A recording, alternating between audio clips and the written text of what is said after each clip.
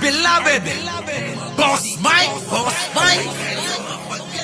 Cervera.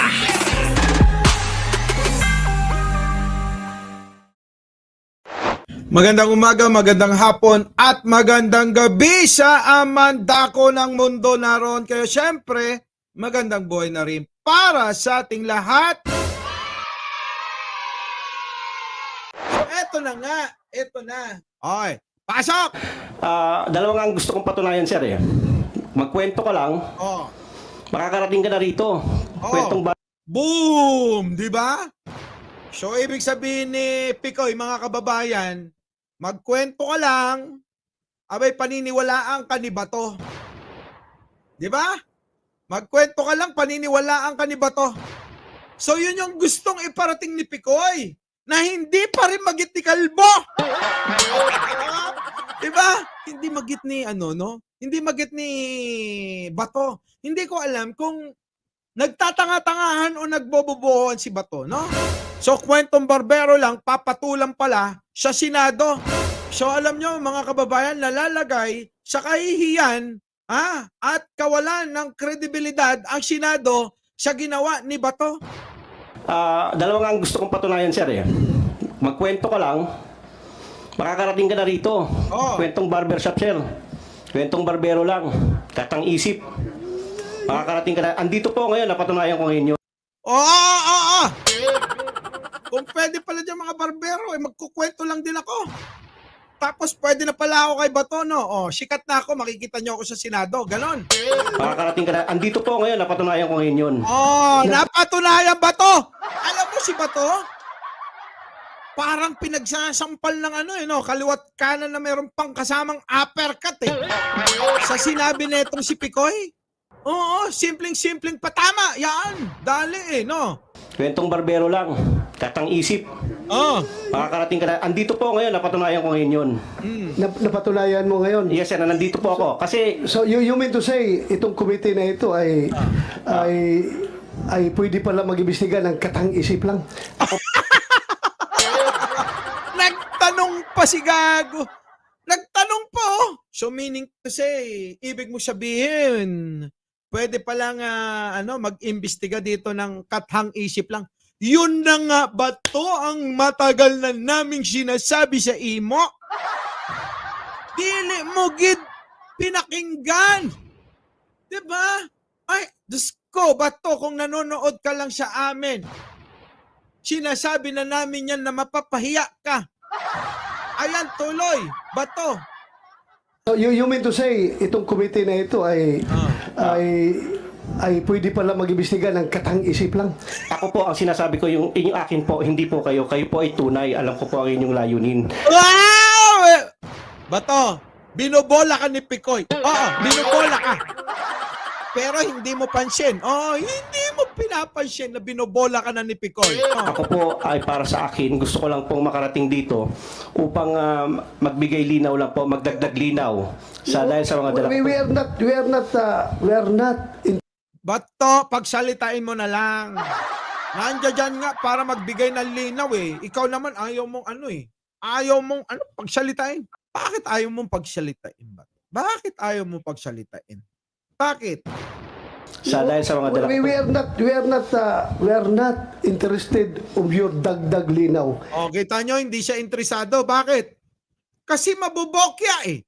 Mabobokya sila ni Morales at ni We are interested on what happened, what transpired in that recording. Kaya yun ang explain mo. Huwag ka na maghanap pa ng ibang dagdag linaw. Please explain your side as far as that video is concerned. Kita mo, pag si Bato, pag si Morales, sige lang na sige, magsalita ka Morales. Pag si Picoy, ay hindi, yan lang, hanggang dyan ka lang. Ipendungan kita ng burat eh.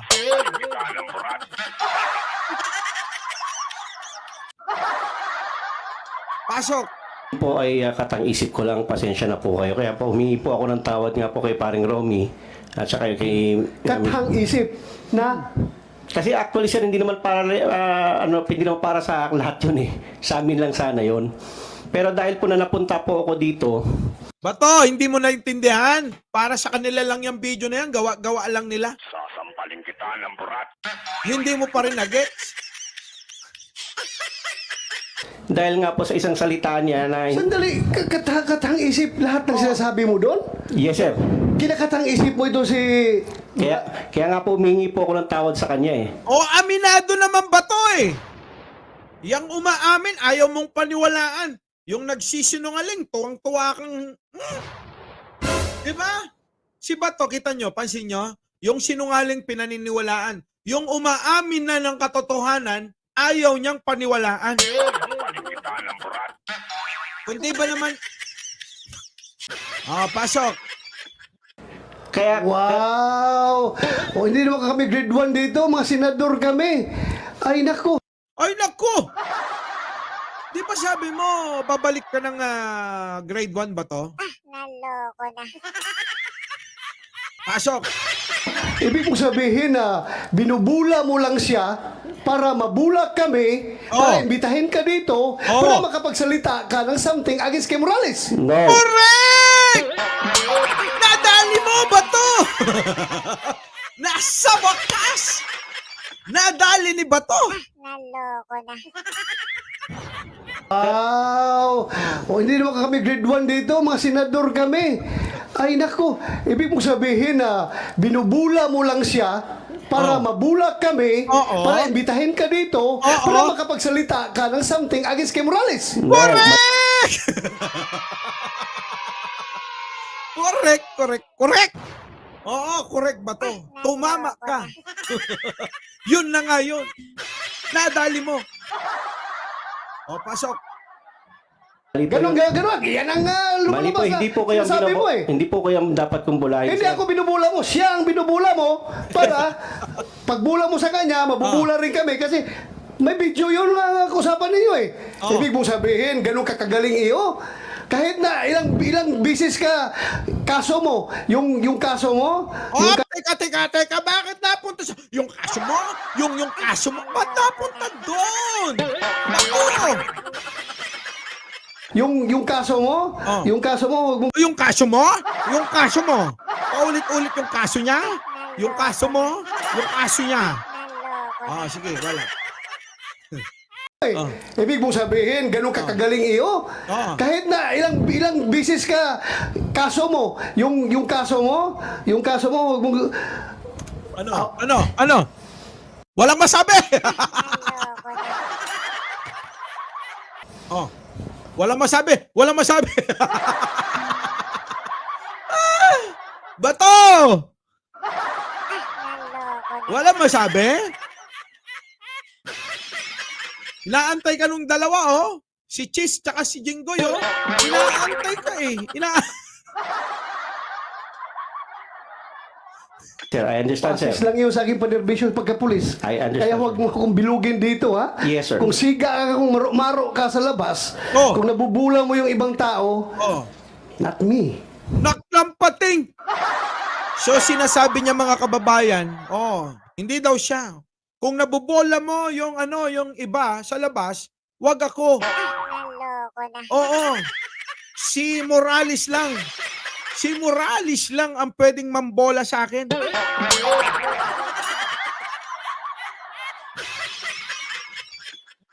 Diyos ko, katawa-tawa. Bakit kayo bumoto ng ganitong senador? Bullshit. Naloko na. No. Ibig sabihin, por maro-maro, taga Davao. Delete ako, sir. Oy. Natawa sa'yo si Cheese, Tignan mo yung tsura ni Cheese sa'yo.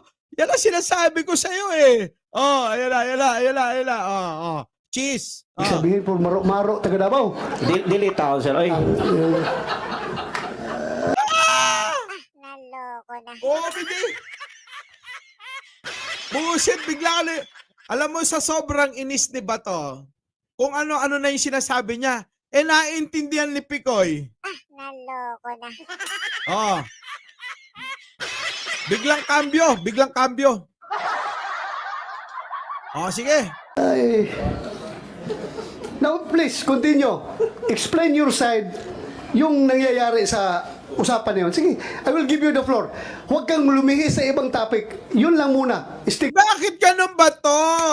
Pag si Morales kung saan-saan dinadala yung kwentuhan, yung topic nyo, okay lang. Naloko na.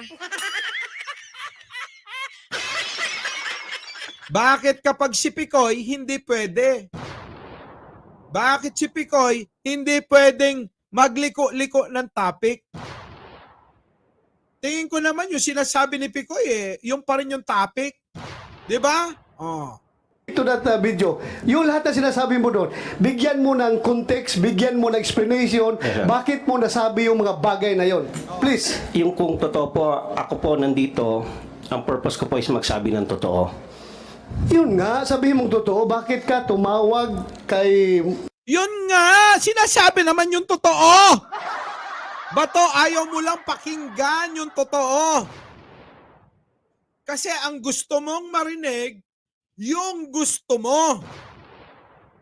Ayaw mong pakinggan yung sinasabi ni Picoy na katotohanan. Marquez at mga sinasabi mong patatahimikin siya, huwag na magsalita. At may binanggit ka ba nung pangalan na Lam? Ano yung Lam na ibig mo sabihin?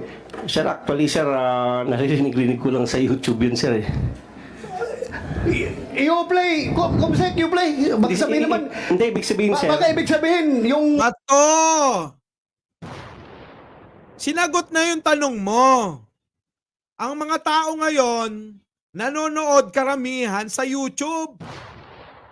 Siyempre, yung mga issue na yan, naririnig nila yan. Si Lam. Sino ba si Lam? Oh, si First Lady. Lisa. Oh, Araneta Marcos. Lam. Diba?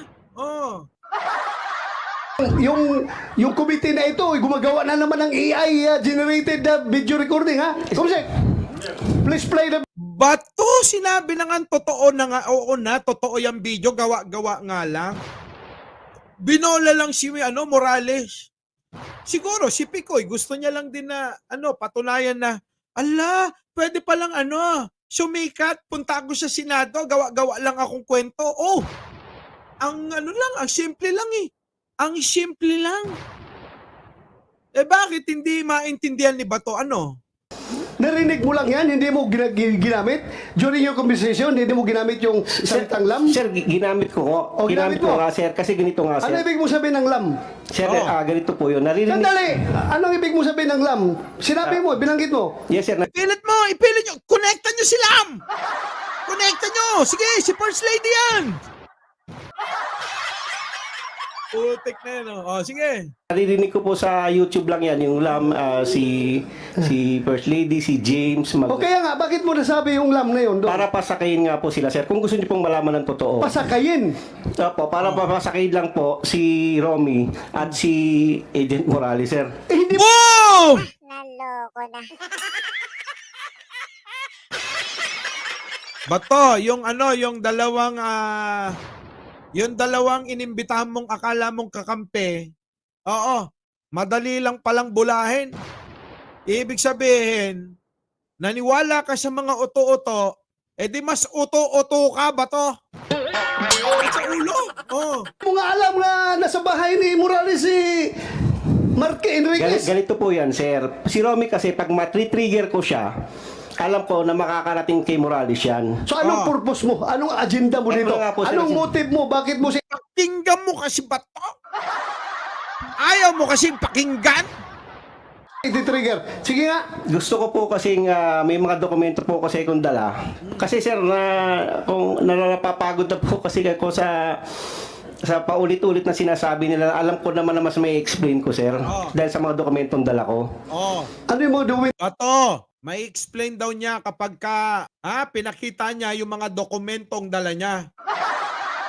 Pwede ko ba ipakita, sir? But before you show that document, explain your side. Bakit mo sinabi yun? Huwag mo kaming bulahin, ha? Yes, sir. Ha? I will cite you in court. Sabi niya, wag mo kaming bulahin, ha? Naniwala ka nga sa mga binola ni Picoy, Tapos sasabihin mo, wag mo kaming bulahin. Wala na ba? Tapos na, nabola na kayo. Ay, nako. Oh, di ba? contempt directly kung magsinungaling ka dito, ha? Sabot. Oh, tinakot pa niya eh. Ha? Tinakot na, naglalangis na daw yung ulo mo, Bato. Muli! Mike Cervera po, laging nagpapaalalang mahalin natin ang ating kapwa. Ipagdasal natin lagi ang ating bansa. Mga mare at pare, magandang buhay para sa inyo.